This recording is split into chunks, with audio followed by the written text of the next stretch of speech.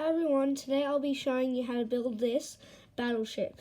These are the pieces that you'll be needing. So let's start with this red 1x8 red, I don't know what they're called, they're just a long tile.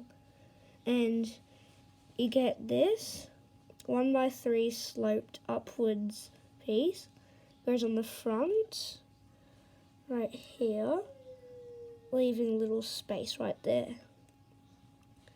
And then you grab one of these 1x2 bricks, goes right there, and a 1x2 brick with 4 studs on the sides.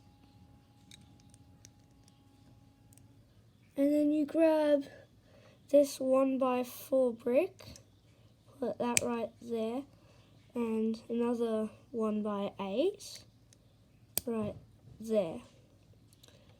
And then you get this 1x2 flat tile and another one there, and then you put a 1x4, and put it right here, and then another one on top of that, and you get one of these pieces with a stud on top, put it right there, another one right there, and you get one of these flat circles. One goes there, one goes right there, and then you get one of these 1x8 long tile. It goes on the side there, just like that.